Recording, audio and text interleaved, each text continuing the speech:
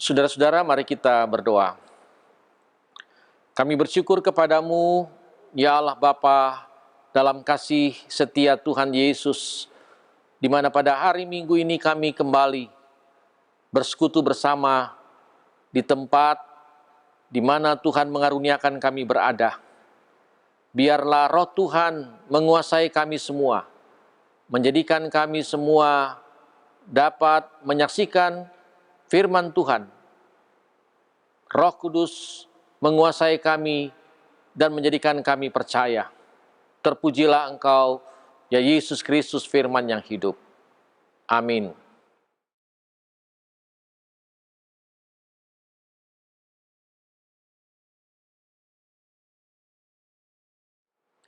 Saudara-saudara, pada hari Minggu yang pertama di bulan Mei, dan merupakan hari Minggu yang keempat pada masa peringatan Paskah, kita akan membaca bagian Alkitab berdasarkan kitab Perjanjian Lama, yaitu kitab Imamat. Imamat pasal 1 ayat 1 sampai dengan ayat yang ke-9. Imamat pasal 1 ayat 1 sampai dengan ayat yang ke-9, yang demikian bunyinya. Tuhan memanggil Musa dan berfirman kepadanya dari dalam kemah pertemuan. Berbicaralah kepada orang Israel dan katakan kepada mereka, apabila seseorang di antaramu hendak mempersembahkan persembahan kepada Tuhan, haruslah persembahanmu yang kamu persembahkan itu dari ternak, yakni dari lembu sapi atau dari kambing domba. Jikalau persembahannya merupakan korban bakaran dari lembu, haruslah ia mempersembahkan seekor jantan yang tidak bercela. Ia harus membawanya ke pintu kemah pertemuan, supaya Tuhan berkenan akan dia. Lalu ia harus meletakkan tangannya ke atas kepala korban bakaran itu, sehingga baginya persembahan itu diperkenan untuk mengadakan pendamaian baginya. Kemudian, haruslah ia menyembelih lembu itu di hadapan Tuhan, dan anak-anak Harun, imam-imam itu, harus mempersembahkan darah lembu itu dan menyiramkannya pada sekeliling mezbah yang di depan pintu kemah pertemuan. Kemudian haruslah ia menguliti korban bakaran itu dan memotong-motongnya menurut bagian-bagian tertentu. Anak-anak imam Harun haruslah menaruh api di atas mezbah dan menyusun kayu di atas api itu. Dan mereka harus mengatur potongan-potongan korban itu dan kepala serta lemaknya di atas kayu yang sedang menyala di atas mezbah. Tetapi isi perutnya dan betisnya haruslah dibasuh dengan air, dan seluruhnya itu harus dibakar oleh imam di atas mezbah sebagai korban bakaran, sebagai korban api-apian yang baunya menyenangkan bagi Tuhan. Demikianlah pembacaan Alkitab. Berbahagialah mereka yang senang membaca Alkitab dan menghayatinya dan menyaksikannya dalam kehidupan beriman setiap waktu. Haleluya. Haleluya. Haleluya. Haleluya. Haleluya. Haleluya, haleluya, haleluya, haleluya.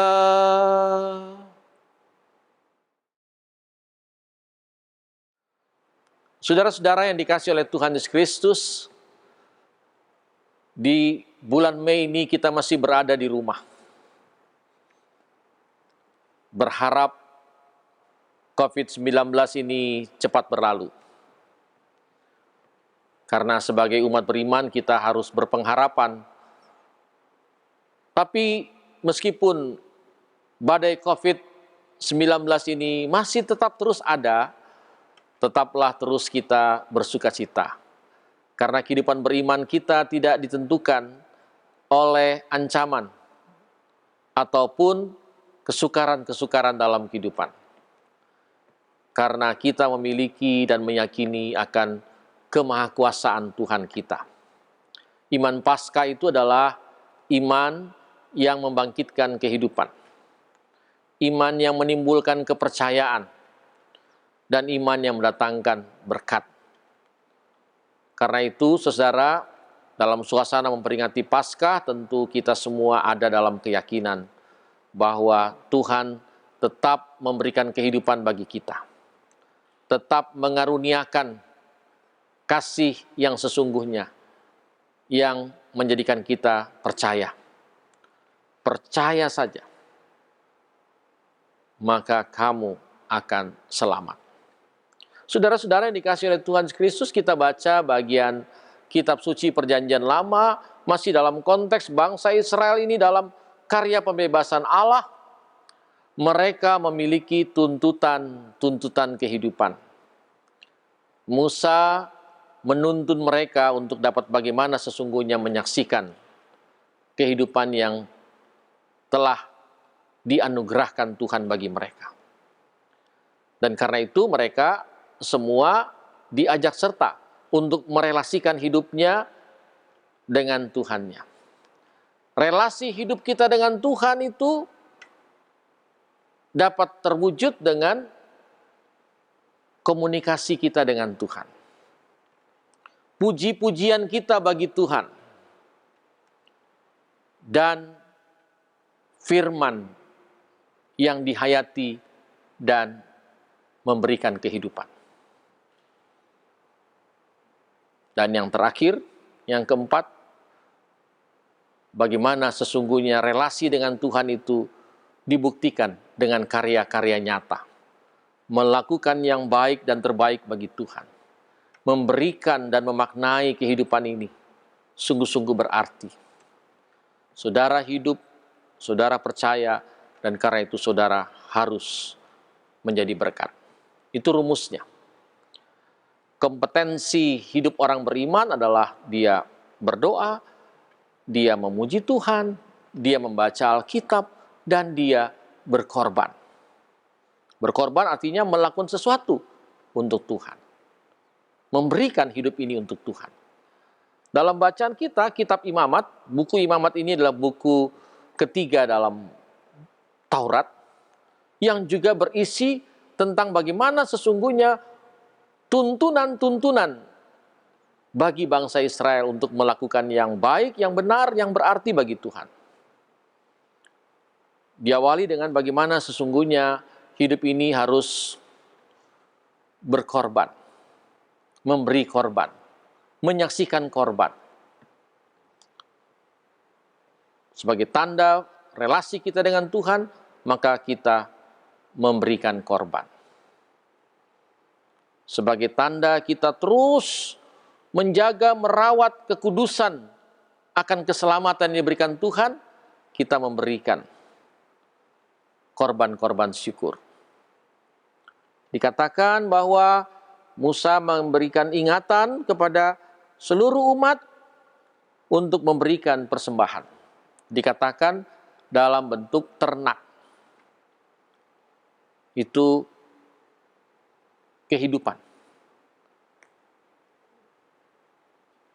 Kita mendapatkan hidup dan kita memberikan kehidupan itu. Memberikan korban. Sapi, lembu, kambing, domba adalah binatang yang terukur secara kualitas. Itu adalah pemberian yang terbaik, yang terukur. Sapi, lembu, kambing, domba. Ternilai. Karena itu ajakannya adalah memberi yang terbaik bagi Tuhan. Dan dari mana? Dari yang apa kamu punya. Dari apa yang kamu kerjakan. Dari apa yang kamu dapat. Hidup ini mendapat. Tapi dia tidak hanya karena mendapat, hidup ini harus memberi. Dan justru dikatakan bahwa hidup ini akan semakin berbahagia ketika memberi. Bukan hanya mendapat.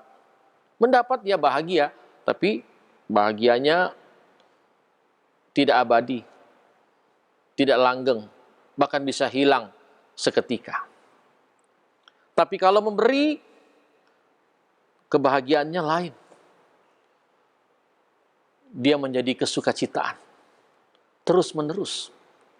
Karena itu dalam Kisah Para Rasul pasal 20 pada ayat 35 dikatakan adalah lebih berbahagia memberi daripada menerima. Ukurannya memberi, bukan menerima. Saudara, yang diberikan itu diingatkan, Musa mengatakan harus yang terbaik, ternilai, terukur dari apa yang engkau miliki. Dan kalau diberikan pula dengan ketulusan, pemberian bukan karena untuk mendapatkan. Itulah arti dari sebuah ketulusan. Memberi walau tidak mendapat. Itu adalah ketulusan. Berkorban meski kita mengalami korban, menjadi korban, tetap kita bersyukur.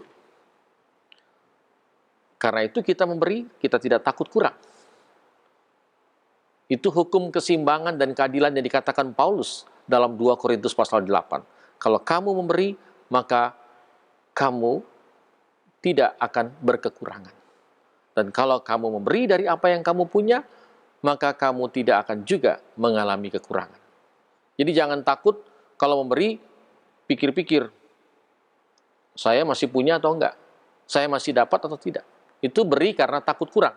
Kalau beri karena takut kurang, kita mungkin mengukurnya, menimbang-nimbangnya. Tapi beri karena keyakinan, bukan karena takut kurang. Beri karena keadilan. Kalau mereka yang mempunyai, adalah sebuah kebahagiaan kalau mereka membaginya. Bagi mereka yang tidak mempunyai, bukan berarti tidak bahagia kalau tidak memberi. Tapi dia dapat melakukan yang terbaik dari nilai dirinya. Ingatlah perumpamaan Tuhan Yesus dari janda miskin yang memberikan persembahannya. Memberi dari apa yang ia tidak punya, artinya dia memberikan dengan ketulusan. Saudara-saudara, Musa dalam bacaan kita mengingatkan bahwa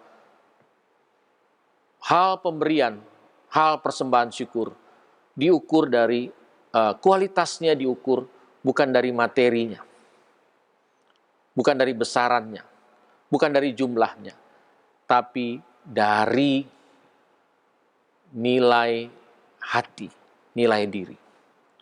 Maka saudara, dalam rangka kita membangun kehidupan menuju hari depan, kita perlu menata, membangunkan kehidupan, meyakinkan diri kita untuk kita tidak berorientasi pada diri sendiri.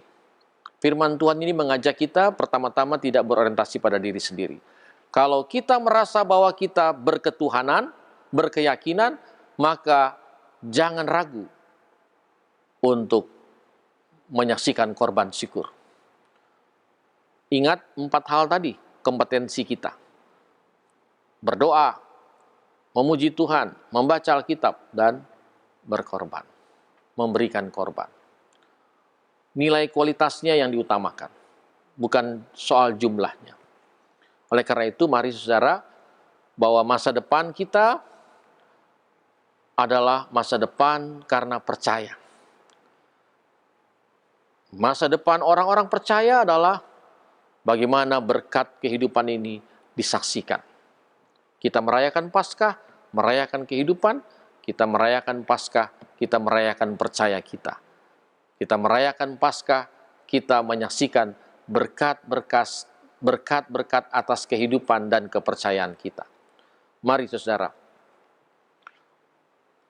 halau ancaman dan badai COVID, justru dengan kita mau merelasikan diri dengan Tuhan dengan penuh arti, bahkan sebaik-baiknya.